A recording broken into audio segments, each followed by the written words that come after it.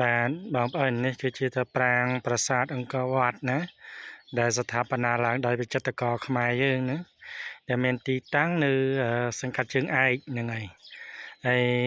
នេះគឺពិតជាស្រស់ស្អាតខ្លាំងមែនទែនហើយក៏សូមសរសើរដល់ទឹកចិត្តបងដែលជាម្ចាស់បារីដែលគាត់បានចំណាយថវិកាផ្ទាល់ខ្លួនរបស់គាត់នៅក្នុងការសាងសង់តួប្រាង្គប្រាសាទដ៏ស្រស់ស្អាតមួយនេះហើយខ្ញុំជឿថាការសាងសង់នេះគឺអាចចំណាយអត្ថវិកាច្រើនហ្នឹងហើយបើយើងមើលទៅទឹកដៃវិចិត្រកររបស់យើងនេះគឺស្រស់ស្អាតខ្លាំងមែនទែនរាប់តាំងពីផ្លូវចូលរហូតទៅដល់ពេញមួយតួប្រាង្គប្រាសាទតែម្ដងហ្នឹងហើយយើងមើលទៅលើផ្លូវចូលណាយើងមើលទៅមិនមែនជារូបភាពកាត់តឬក៏ 3D អីទេអត់ទេគឺរូបភាពជាក់ស្ដែងផ្ទាល់តែម្ដងដែលយើងផ្ដិតយកផ្ទាល់នៅទិដ្ឋភាពនឹងឯទិដ្ឋភាពនឹងដែលអ្វីដែលហៅថាជាស្នាដៃវិចិត្រករខ្មែរយើងនៅក្នុងការរចនាឡើងហ្នឹងហើយគឺស្រស់ស្អាតយកទៅតាមទម្រង់ដើមប្រាសាទអង្គរវត្តហ្នឹងហើយគឺស្រស់ស្អាតខ្លាំងមែនទែនហើយសូមសរសើរទឹកចិត្តរបស់បងប្រុសដែលជាម្ចាស់គម្រោងបារីដែលបងបានចំណាយថវិកាយ៉ាងច្រើននៅក្នុងការកសាងប្រាង្គប្រាសាទមួយនេះឡើងហើយខ្ញុំជឿថាប្រាសាទអង្គរវត្តគឺជាអច្ឆរិយៈរបស់ប្រជាជាតិកម្ពុជា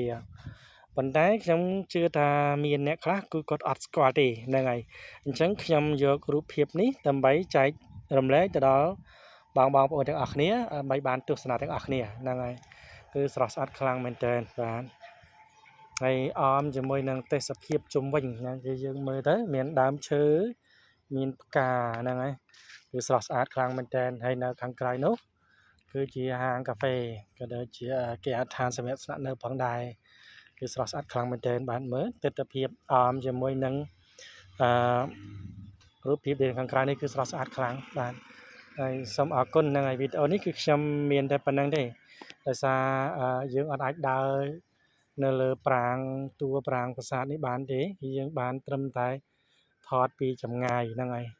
ឥឡូវយើងទៅមើលនៅខាងក្រោយទាំងអស់គ្នាឥ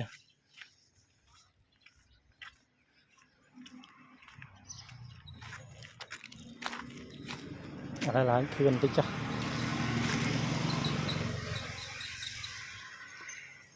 ឡើងមើលទៅលើក្បាច់ជ្រុងជ្រីជ្រៀកនីមួយរចនាបថនេះគឺស្រស់ស្អាតខ្លាំងមែនទែនហ្នឹងហើយនេះថតដោយកាមេរ៉ាទូរស័ព្ទទីគឺយើងអត់មានដ្រូនដើម្បីបង្ហោះទេបានយើងមើលទៅគឺស្រស់ស្អាតខ្លាំងណាស់ជាពិសេសគឺកម្ពូល5នៅតែម្ដងហ្នឹងហើយ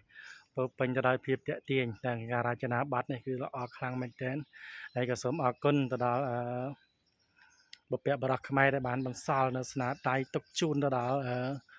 អ្នកចំនួនក្រោយដើម្បីបានទស្សនាក៏ដូចជាចែករំលែកចំណេះដឹងជូនទៅដល់ជាងដែលនៅចំនួនក្រោយនេះយើងមើលទៅគឺស្រស់ស្អាតណាស់ស្អាតខ្លាំងមែនទែនបាទស្អាតជាតែមែនទែន